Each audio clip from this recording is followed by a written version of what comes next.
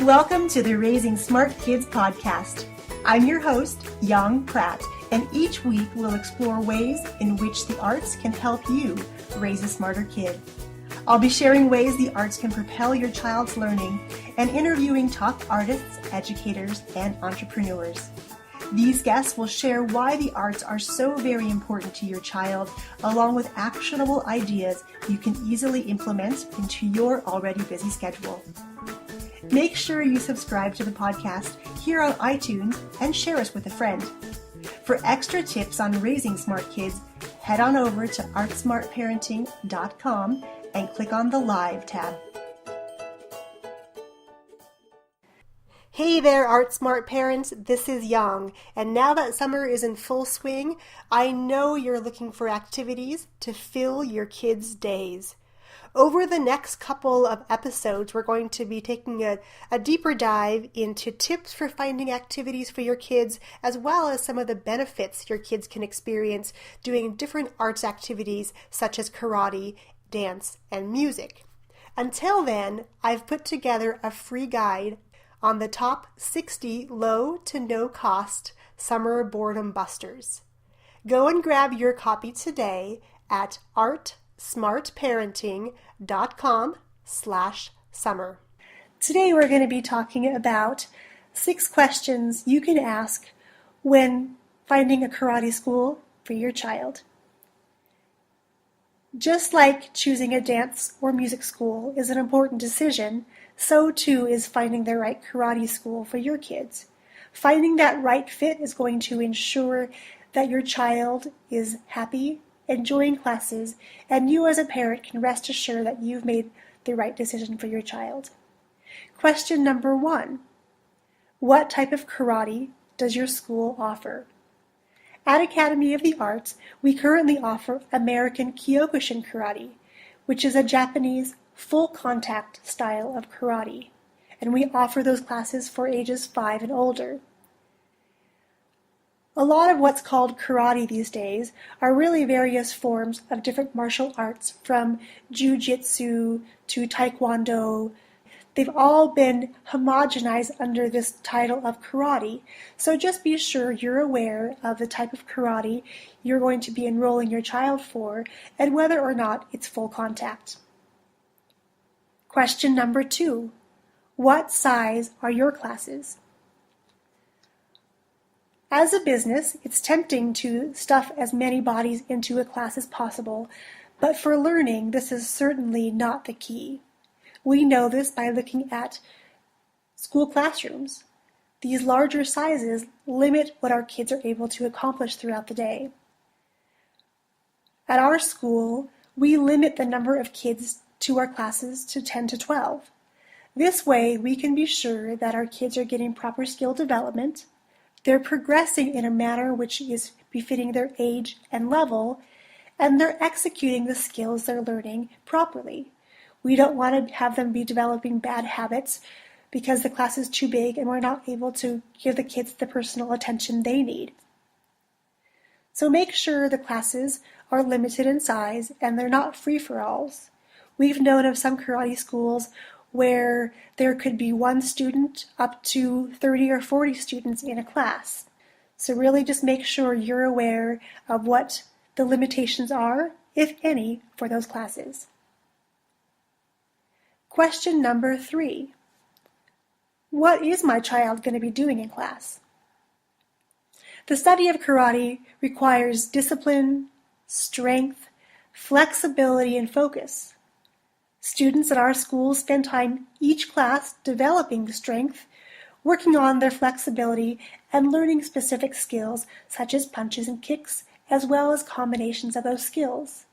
In the beginning class, they'll spend time warming up their bodies so their bodies are prepared to do the exercises that they're going to be required to do later in class. They're going to spend some time conditioning and building strength so when they are developing skills, there's something behind them. They're just not swinging their arms and letting their legs fly without some control and understanding of the mechanics behind those movements.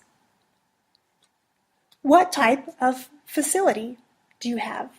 Is question number 4. And this is a really crucial question.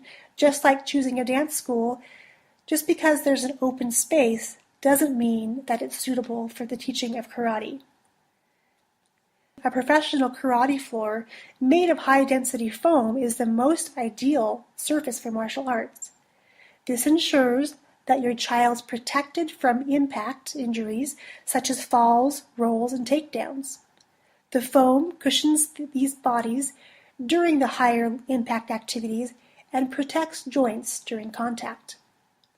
At a minimum, you'll want to look for a school that offers floors designed specifically for movement, such as dance.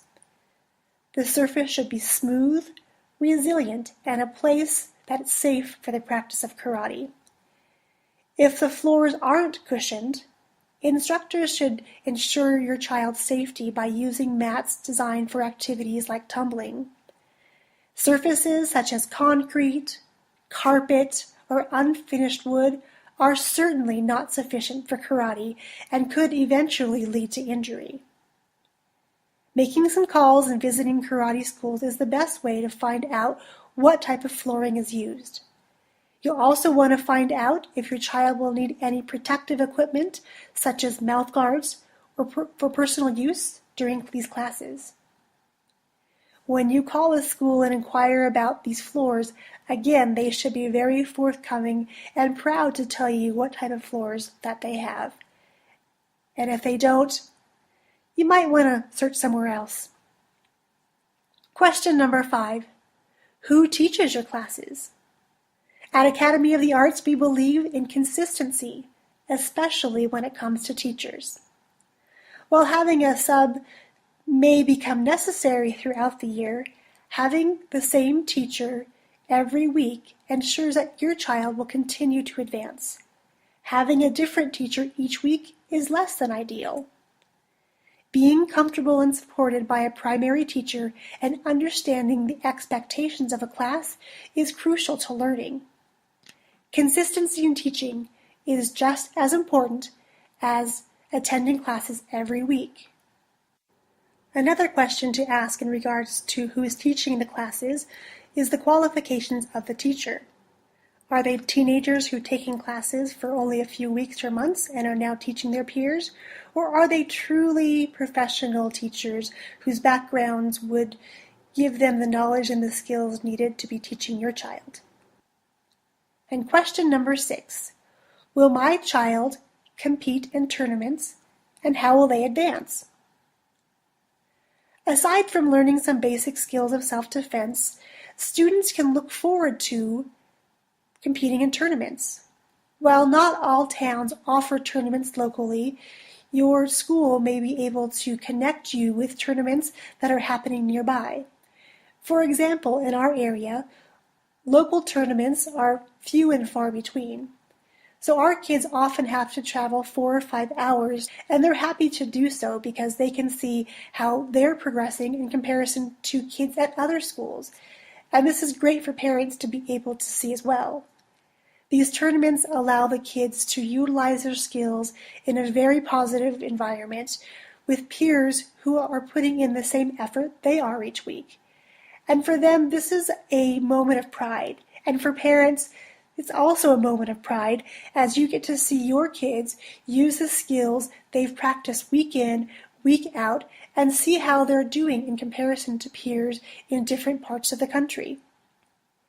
These tournaments also could be used for gauging the advancement of your students and moving them up their ranks in belt level. In our school, while we are pretty small, so we're able to individually test students in their classes as well as taking a look at their performances at places like tournaments, so we can gauge whether or not we feel that they are ready to move to a higher level and earn that coveted next belt. So when you're calling around karate schools, these are 6 great questions you can use to find out if the school you're researching is going to be a fit for your child. If anything makes you feel uncomfortable or unsure, keep looking. Not every community has quality karate schools, so just be sure you're taking a little time and effort, and your time will be rewarded by knowing your child is going to a great school with great teachers that are consistent. There's a facility that's meant for karate, and that you as a parent know they're going to be advancing in a level befitting to them. Thanks for tuning in to the Raising Smart Kids podcast.